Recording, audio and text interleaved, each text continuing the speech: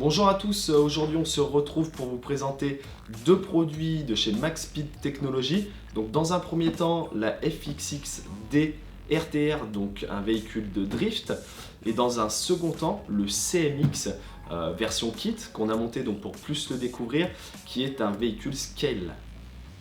Nous allons découvrir donc tout de suite la FXX-D, donc la version drift de chez Maxspeed Technologies. Donc une version pré-montée où il n'y aura plus que quelques éléments de carrosserie à ajouter comme les phares, rétroviseurs et ailerons. La carrosserie est une carrosserie Tamiya, c'est-à-dire vraiment de bonne qualité. Alors ce châssis-là a une particularité, c'est que c'est une version propulsion. Donc pour vous aider sur le pilotage, on va découvrir le gyroscope, donc qui est mis d'origine, ce qui va vous faciliter la tâche en termes de pilotage.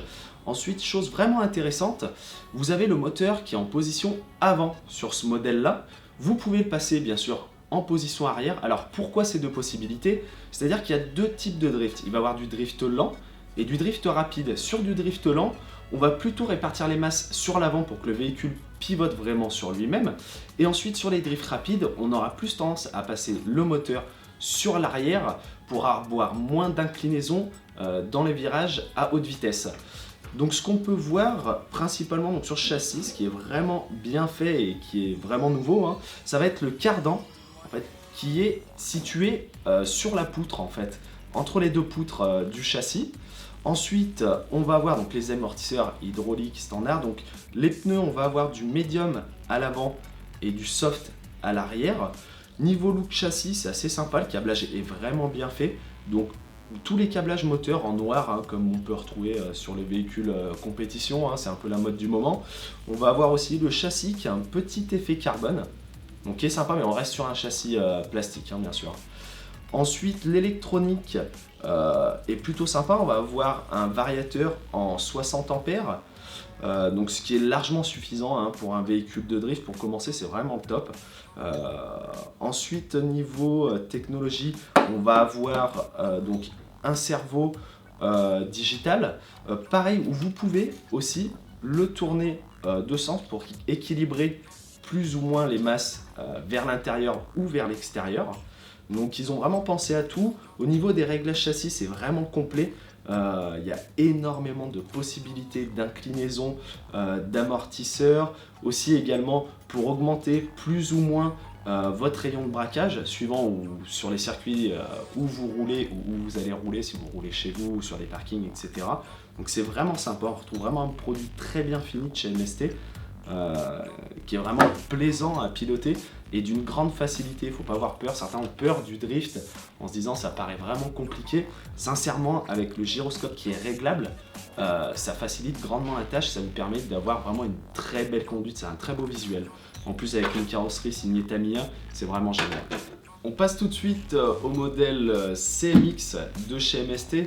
Alors MST est une marque plutôt basée sur des véhicules de drift ou de piste. Il se lance là dans le domaine du scale et du crawler avec un modèle vraiment très réussi et très bien étudié pour un premier modèle. Donc on retrouve la carrosserie de chez Tamiya, donc l'Unimog de chez Mercedes, détaillée, donc une carrosserie digne de chez Tamiya qui est vraiment parfaite. Sous la carrosserie, donc on retrouve le châssis. Alors sur le châssis, sur les premières choses qu'on va pouvoir voir, ça va être la batterie qui a été décalée sur l'avant, donc pour améliorer la répartition des masses, pour éviter des retournements sur des montées ou d'autres obstacles, sur du franchissement. Ensuite, un moteur 26 tours, un variateur compatible LiPo et NiMH, donc LiPo 2S, avec un connecteur en fiche DIN. Ensuite, le véhicule aura un châssis métal, donc avec les poutres métalliques, alors ce qui permet d'avoir un châssis rigide, mais tout de même avec du flex. Donc ce qui sera intéressant sur tous les passages d'obstacles. Donc on retrouve les amortisseurs hydrauliques, 4 amortisseurs hydrauliques, les cardans avant CVD, une transmission métal, donc ce qui est vraiment intéressant. Ensuite, il y a énormément d'options disponibles sur ce modèle. Donc ce qui est vraiment joli, il y a vraiment de très belles options avec des belles couleurs si vous voulez la monter avec toutes les pièces en or, vous pouvez, enfin c'est vraiment sympa pour bien le faire évoluer. Donc on est sur une taille 1/10.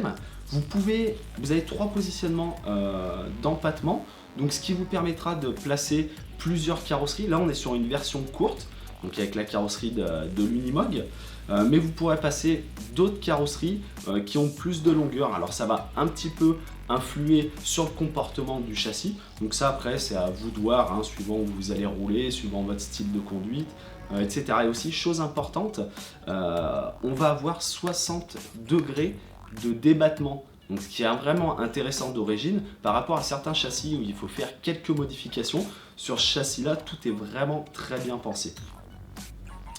Voilà, cette vidéo est maintenant terminée sur ces deux modèles de chez MST. Donc on a vraiment des modèles contradictoires, hein, un véhicule de drift et un véhicule crawler. Donc ce qu'on a pensé réellement, c'est sur la qualité des produits de chez MST qui sont vraiment excellentes. Les personnes qui ont déjà eu des MST le savent, la plupart du temps nos clients reprennent du MST d'ailleurs, hein, et font évoluer également leur châssis. On a énormément d'options disponibles sur notre site internet, donc n'hésitez pas à aller voir, et puis je vous dis à bientôt dans une prochaine vidéo.